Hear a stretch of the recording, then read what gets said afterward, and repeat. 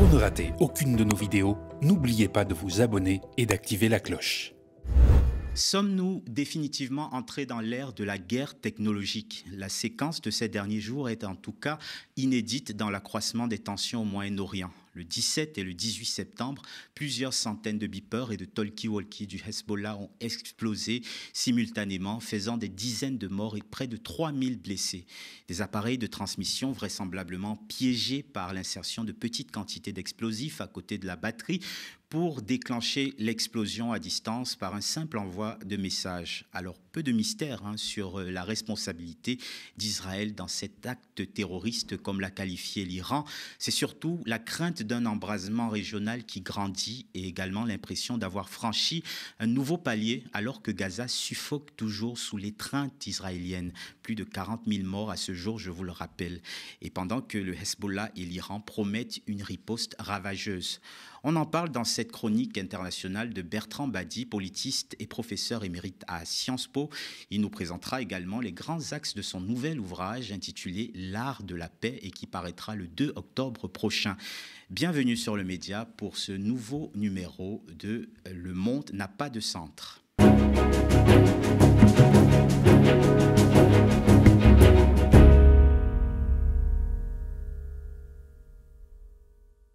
Bonjour Bertrand. Bonjour. Alors, cette attaque par le biais d'appareils de communication a surpris beaucoup d'observateurs et d'experts de la région et même au-delà, j'ai envie de dire. Peut-on dire qu'on assiste aujourd'hui à un tournant avec cet événement ? Alors des tournants, hélas, il y en a beaucoup au Proche-Orient. Un tournant de plus, je ne sais pas. Mais en tous les cas, un inédit qui nous a frappé de stupeur. Quand on a appris la nouvelle, on ne comprenait même pas ce qui s'était passé parce que c'est une nouvelle étape sur le plan technologique, sur le plan de l'usage même des armes.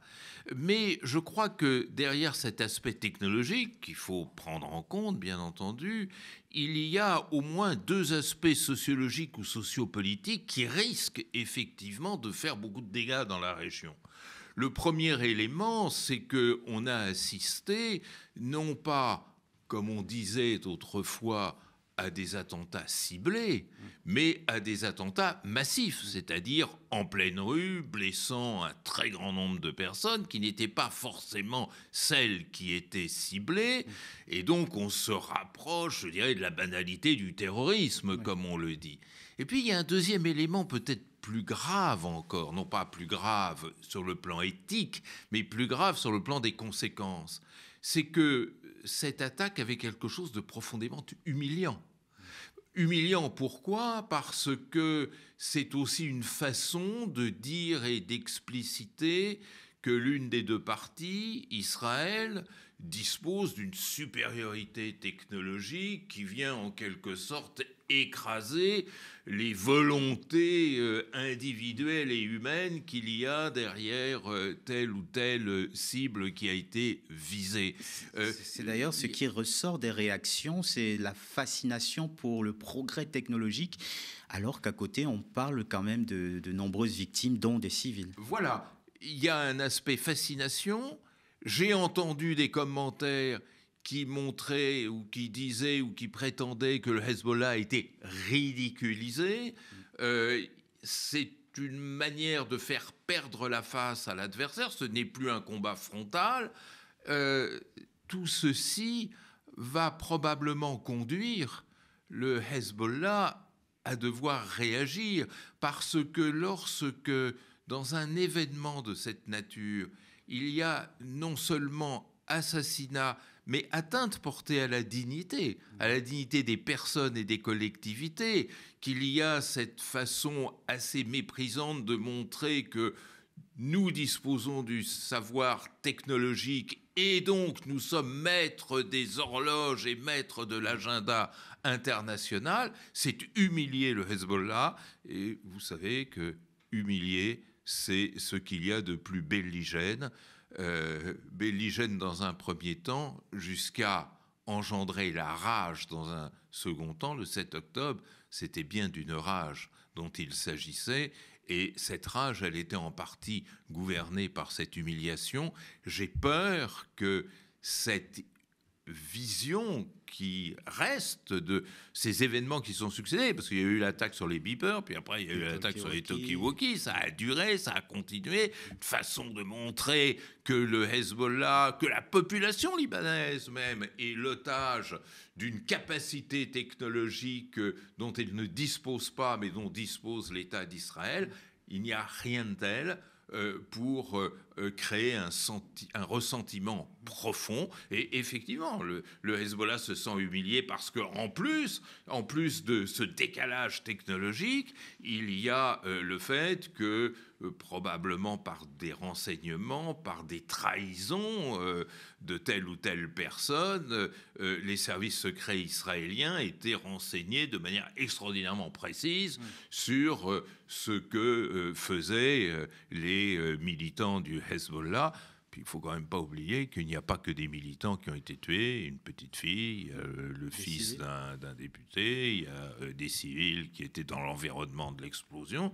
C'est-à-dire que on voit un État, et ça c'est peut-être dans la chronique des relations internationales, au-delà même du Proche-Orient, un État qui utilise des méthodes terroristes qui n'ont plus rien à voir avec la guerre classique pour effectivement neutraliser un adversaire. Je me demande si finalement tout ceci ne relève pas de provocation destinée à obliger le Hezbollah à sortir du bois et à enclencher le processus d'une guerre régionale dont le Hezbollah n'a pas intérêt, mais dont peut-être Israël a intérêt. Mais justement, vous parliez beaucoup d'humiliation. Est-ce qu'un État supposément démocratique devrait employer ce genre de méthode, puisque le problème avec cette façon de procéder, on le disait, c'est que des frappes sont indiscriminées, touchent des civils, ce genre d'attaque touche des civils de manière totalement indiscriminée, car une fois que l'engin est piégé, il peut atteindre sa cible à tout moment et donc blesser des personnes aux alentours. C'est ce qui s'est passé dans ce cas. Est-ce qu'un État démocratique, dit démocratique du moins, devrait se rabaisser à utiliser des procédés qui touchent et qui affectent des civils qui n'ont rien à voir avec un mouvement terroriste quelconque?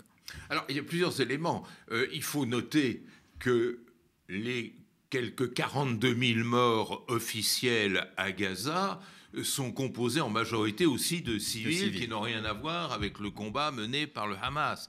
Donc l'indifférenciation entre le civil et le militaire, entre le soldat et l'individu privé, je dirais, cette indifférenciation dont on dit que c'est la marque du terrorisme, est de plus en plus pratiquée par des États eux-mêmes. Et ça, il faut y réfléchir. Et de ce point de vue-là, cette aventure a commencé dès les guerres de décolonisation. Les répressions de l'armée française en Algérie, elles étaient aussi indifférenciées. On voit que ce qui se passe aujourd'hui en Nouvelle-Calédonie n'est pas véritablement un combat frontal entre deux armées. Et on pourrait ainsi continuer. Donc cette indifférenciation, elle est déjà connue et répertoriée. Il y a deux éléments nouveaux. D'abord, il y a la technologie nouvelle, c'est-à-dire qu'on va utiliser, je dirais, la banalité de la vie humaine quotidienne pour en faire une source de mort. Un beeper, un téléphone portable, un talkie-walkie, c'est un instrument banal comme une fourchette ou une lampe dans la vie quotidienne. Ce qui choque, c'est ça, c'est-à-dire on a l'impression de devenir l'otage de sa vie familière. Et ça, c'est probablement ce qui crée le plus de troubles et de rage, je disais tout à l'heure, et qui est le plus humiliant. Et puis, deuxièmement, il faut faire attention à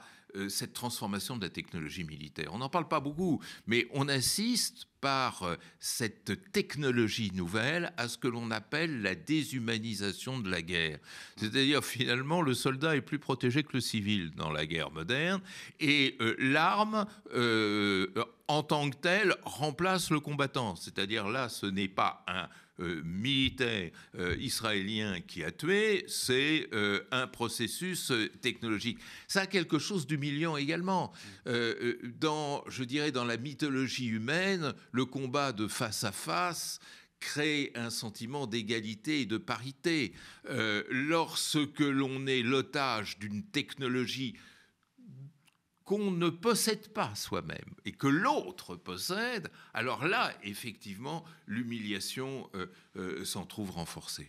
Alors, est-ce qu'on n'est pas... on parlait de la fascination qu'a déclenché cette attaque, cette prouesse, comme c'était présenté dans certains médias, de cette attaque par des beepers. Est-ce qu'on n'est pas en train de passer à côté du questionnement majeur, d'une certaine façon, concernant les objets technologiques qui sont utilisés par des milliards de personnes sur Terre et qui peuvent être transformés en armes?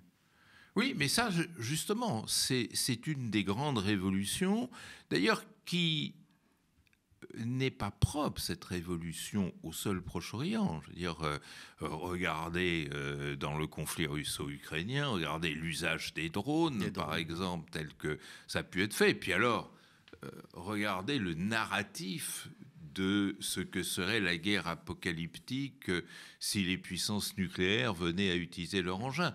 Regardez, à côté de ça, les formes de combat qui ne sont pas des formes létales, qui n'entraînent pas la mort, mais qui peuvent créer l'enfer.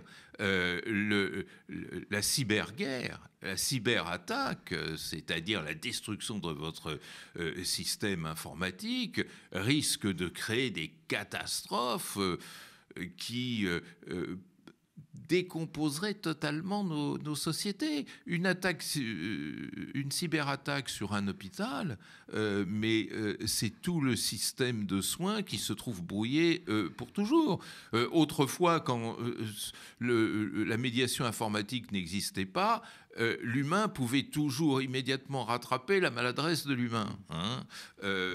Si vous paralysez un hôpital par la cyberattaque, cet hôpital, il risque d'être complètement hors de service pendant des jours et des jours et des jours, avec toutes les conséquences que vous pouvez imaginer. Donc effectivement, nous entrons dans un monde qui est sur le plan technologique extrêmement dangereux. Ça, d'abord, je ne suis pas spécialiste de ces questions, et puis on en a beaucoup parlé, mais sur le plan sociologique, qui est complètement transformé. Parce que de plus en plus, il faut s'habituer à un monde où celui qui veut vous tuer, ou en tous les cas vous cibler, est invisible. Et non seulement il est invisible, mais il est invulnérable. Ça, c'est un changement depuis Adam et Ève dans la méthode de combat. Que deux combattants se fassent face, mais l'un d'entre eux devenant invisible et invulnérable. C'est un peu ça qui est en train de se passer. Je veux dire, les horreurs que l'on a pu voir jusqu'au 7 octobre, par exemple, c'était toujours du face-à-face. Maintenant, on entre dans quelque chose d'autre qui risque d'avoir des répercussions extraordinairement fortes sur le plan des comportements sociaux. J'aimerais qu'on revienne sur les questions de morale et d'éthique concernant surtout l'armée israélienne. On l'a vu déjà à Gaza que c'était de moins en moins la préoccupation d'Israël. Est-ce qu'un mythe ne s'est pas définitivement effondré, celui de l'armée la plus morale du monde, comme disait Bernard-Henri Lévy? Oui, enfin, qui l'a sérieusement cru, ce genre de choses? Vous savez, il y aurait beaucoup de choses à dire sur les questions éthiques en relations internationales, mais moi je sors toujours cette fameuse parole du Christ que celui qui n'a pas péché jette la première pierre. C'est-à-dire, est-ce que vous connaissez des guerres morales? Est-ce que vous avez vu un épisode de toutes les guerres qui ont ensanglanté le Proche-Orient, y compris ce qui était d'abord des guerres israélo-arabes et qui sont devenues des guerres israélo-palestiniennes? Est-ce que vous avez un exemple de guerre propre? Ce n'est pas vrai, ça n'existe pas. D'abord, la guerre en soi, ce n'est pas propre, mais nous sommes passés d'un monde où les guerres étaient interétatiques et où les armées se faisaient face. Je ne dis pas que c'était moral, mais ça recouvrait quand même un comportement de parité, un comportement d'équivalence, un comportement de réciprocité. Réciprocité dans la violence, c'est pas glorieux, mais reste l'idée de réciprocité. Dès qu'on est entré dans cette étape nouvelle qui a été inaugurée par les guerres de décolonisation, là, l'inégalité a été source de toutes les atteintes à la moralité, de part et d'autre d'ailleurs. Lorsque s'est produit la tragédie du 7 octobre, j'ai été regarder la guerre d'Algérie, on a connu des massacres pendant la guerre d'Algérie, et l'armée française a fait preuve d'une répression tout aussi sauvage dès lors que ces massacres avaient été commis. Je pense par exemple au massacre de Constantine en 1955. Où est la moralité? Les images de la guerre du Vietnam, où est la moralité? On parle d'Israël, l'armée la plus morale. Rappelez-vous ces images de la guerre des 6 jours, la guerre de 1967, où on voyait ces troupes arabes en déroute, abandonnant leurs chaussures dans le désert. Où est la moralité? Où est la moralité dans ce que l'on a vu de l'expédition militaire américaine en Irak? Et on pourrait continuer. Où est la moralité dans la guerre du Sahel, où on a vu, notamment à l'occasion d'un mariage, toute une famille qui a été décimée? Arrêtons de faire deux colonnes, les bons, les mauvais, ceux qui savent tenir et les sauvages, parce que c'est ça l'idée. Nous avons besoin, dans notre histoire, d'entretenir la fiction d'un narratif de démocratie, état de droit, attaché aux droits de l'homme et à l'éthique universelle, et puis les autres qui sont des enragés.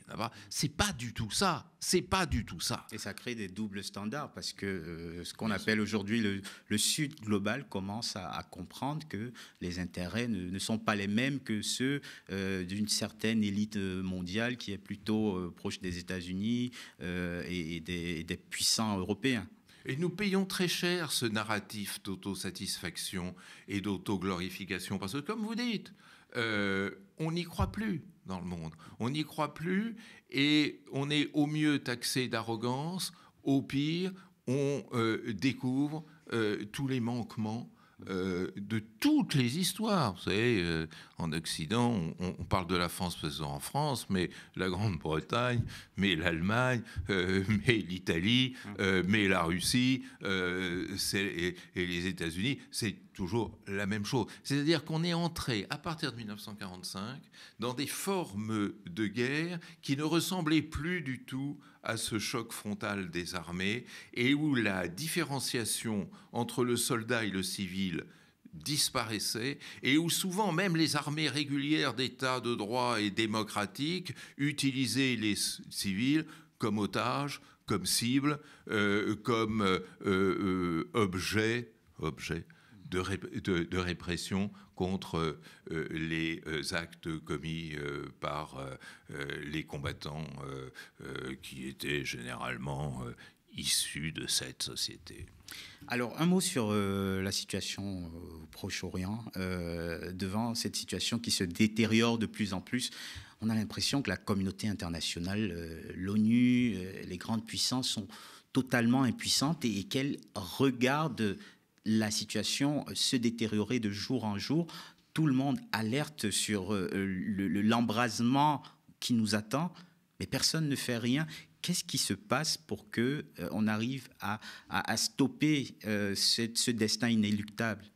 Alors, à l'origine du drame actuel, c'est-à-dire de la phase actuelle du conflit israélo-palestinien, il y a une pathologie terrible qui est la diplomatie de l'indifférence. C'est-à-dire, on avait choisi, après l'agonie des accords d'Oslo, de mettre la question palestinienne sous la table, et selon la politique de l'autruche, à partir du moment où un problème n'est plus visible, il n'existe plus.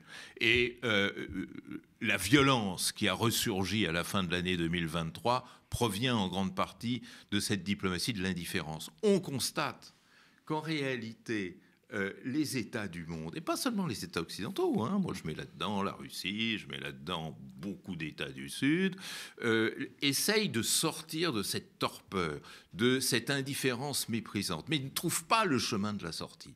C'est-à-dire on ne voit aucune initiative claire. Quand il y en a, c'est M. Blinken qui en est à sa 10e tournée au Proche-Orient, qui n'obtient rien, mais même pas une miette, ce qui quand même est spectaculaire de la part d'un État qui contrôle à peu près 40%, un petit peu moins de 40% des dépenses militaires dans le monde.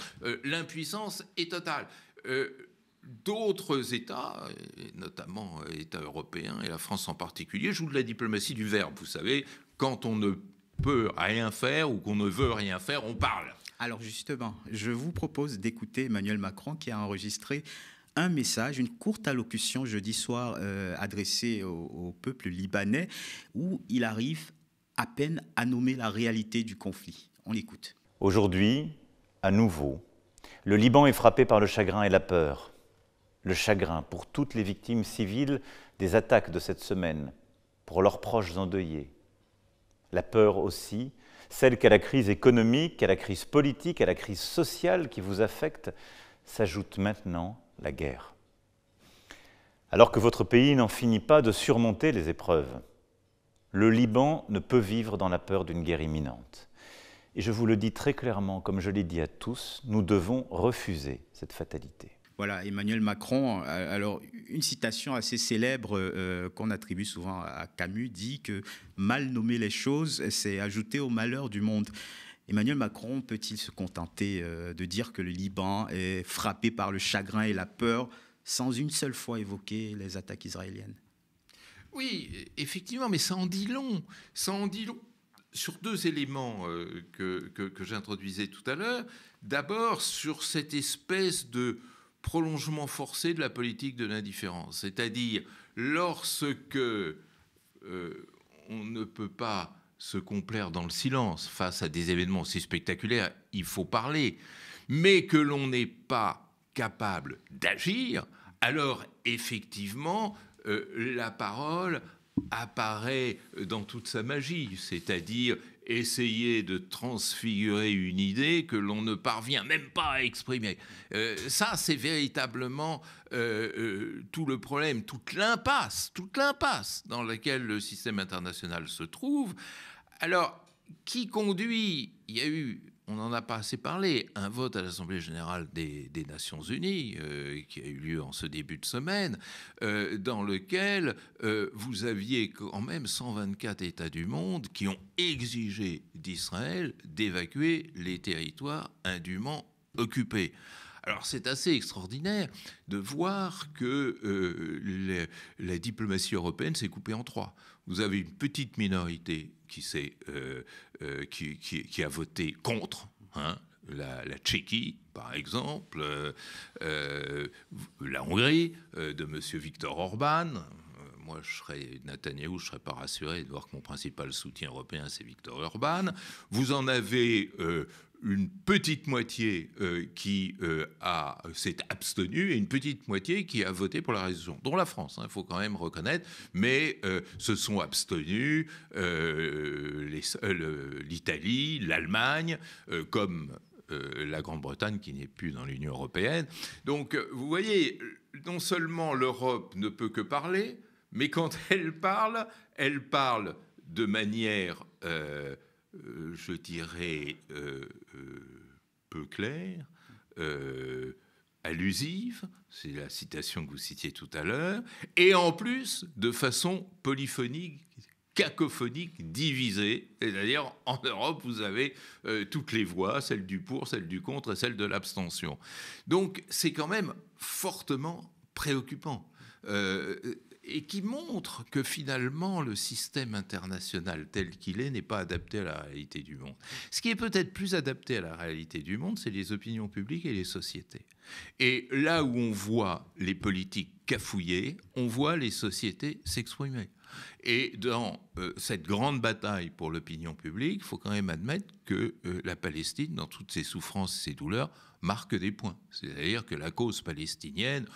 qui, moi, je me rappelle dans ma jeunesse, au moment de la guerre des 6 jours ou de la guerre de 1973, la cause palestinienne était pratiquement inaudible en France, en Europe, même dans le monde. Maintenant, elle devient un emblème majeur de la résistance des peuples et du droit des peuples à disposer d'eux-mêmes. Les opinions, l'engagement des opinions publiques qui arrivent encore à faire tenir cette cause. Tout à fait, et qui empêche qu'on la remette sous la table. Ceci dit, les opinions publiques ont été très choquées, par l'attaque massive sur Gaza, est-ce que les opinions publiques ne vont pas finir par se lasser et passer à autre chose? C'est ça la douleur du monde aujourd'hui. Et enfin, dernier sujet de cette chronique, je le disais en début d'émission, vous publiez un nouvel ouvrage, un essai intitulé L'art de la paix. C'est dans la suite de notre discussion, un essai qui paraîtra le 2 octobre prochain, donc aux éditions Flammarion. Vous avez entrepris, Bertrand, en quelque sorte, avec ce nouveau livre, d'étudier comment faire la paix au XXIe siècle, au moment où la guerre refait irruption en Europe et au Proche-Orient. Mais au fond, est-ce que la paix n'est pas aujourd'hui un concept sous-côté, j'aurais envie de dire, ou qui ne provoque plus beaucoup d'élan de la part des peuples? Alors, pourquoi j'ai écrit ce livre? J'ai écrit ce livre parce que je suis choqué quand je vais dans les librairies, et cela depuis quelques années, de constater qu'il sort des dizaines, peut-être des centaines de livres sur la guerre, mais jamais de livres sur la paix. Bon. Et derrière cet étonnement et cet agacement, j'ai découvert par mes recherches quelque chose qui est très inquiétant, c'est que on ne s'intéresse pas à la paix, on ne s'intéresse même pas à sa définition. On ne considère la paix que comme la non-guerre, c'est-à-dire dans une vision qui est négative de la paix et que l'on confond avec des notions beaucoup moins exigeantes et plus faciles, comme cesser le feu, trêve. Trêve, ça veut dire quoi? Ça veut dire on arrête puis on reprendra, n'est-ce pas? Bon.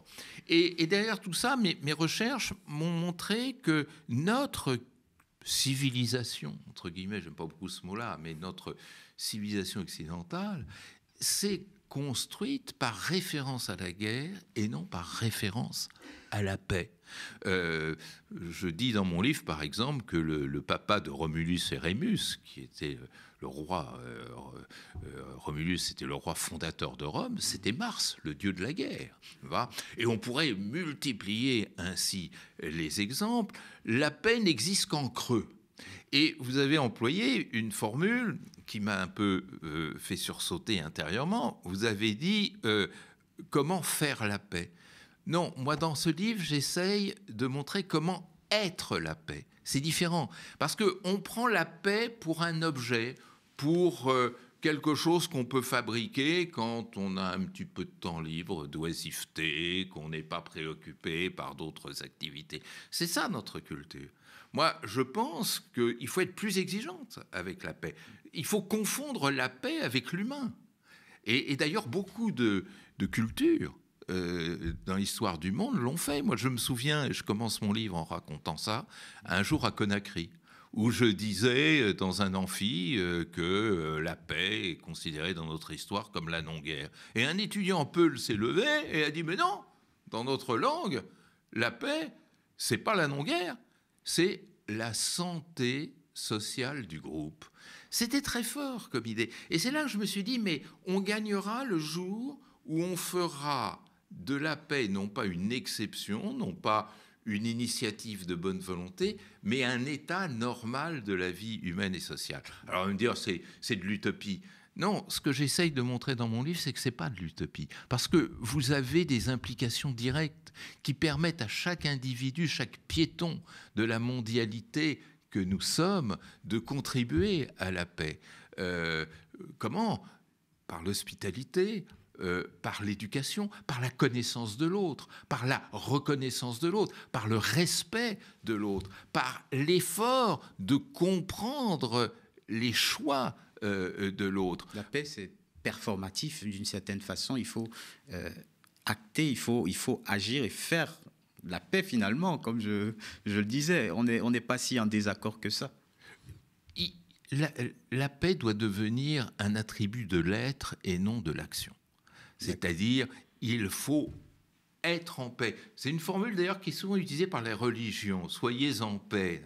Bon, alors, je ne suis pas théologien, je ne vais pas épiloguer là-dessus, mais il y a un clin d'œil dans cette formule « soyez en paix » qui est effectivement que l'humain se réconcilie avec l'humain.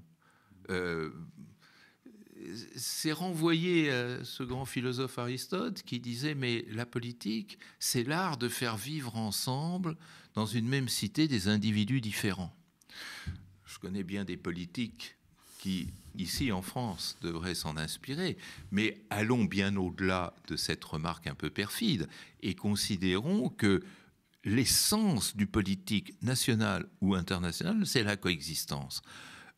On a dévié de cette route. On a dévié de cette route aristotélicienne et on a fait de la paix une occurrence. C'est-à-dire, essayons de construire un équilibre des forces, un équilibre des puissances, un équilibre de la terreur. Essayons de construire notre sécurité pour que l'autre ne nous attaque pas. C'est-à-dire qu'on se place dans une grammaire de la guerre. Il faut se placer dans une grammaire de la paix. Il faut changer les systèmes éducatifs. Il faut éduquer à la paix. Quand vous êtes à l'école, le premier manuel d'histoire que vous avez, c'est la chronique des guerres. On ne vous fait jamais la chronique des paix. On vous apprend jamais l'histoire de l'autre.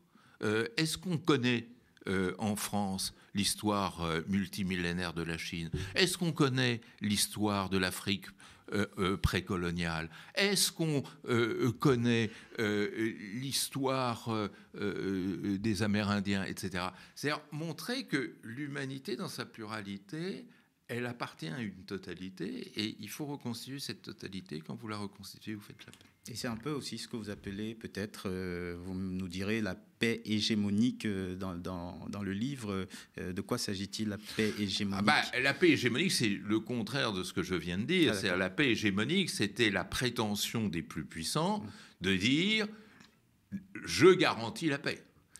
Ce qu'on appelait, par exemple, pour prendre le dernier exemple, qui est la Pax Americana, c'est-à-dire l'hégémonie américaine, c'est la condition d'une paix durable.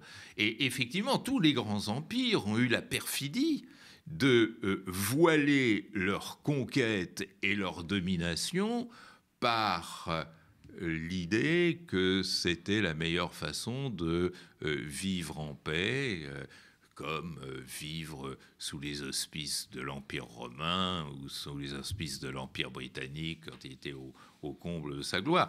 Eh bien, c'est un piège. Il faut couper la domination de la paix ou la paix de la domination pour pouvoir construire un véritable ordre de paix. Vous savez, il y a beaucoup de gens qui l'ont dit, des gens qu'on oublie complètement. Qui en France connaît Léon Bourgeois, qui a joué un rôle important dans cette conception de la paix, et qui connaît bien plus en avant dans l'histoire l'abbé de Saint-Pierre, qui a expliqué qu'on peut faire une paix perpétuelle. Bon. Merci beaucoup Bertrand pour cette analyse, et ce livre apparaître donc le 2 octobre aux éditions Flammarion. Et merci à vous de nous avoir regardés désormais sur le canal 165 de la Freebox sur YouTube ou sur notre site internet lemediatv.fr. Notre pétition est toujours en ligne sur le tnt.lemediatv.fr et vous êtes déjà plus de 55 000 à l'avoir signée. Vous le savez, c'est une initiative portée par le média pour une répartition plus équitable et plus démocratique des fréquences TNT. N'hésitez donc pas à la partager autour de vous. Bonne suite des programmes sur le média.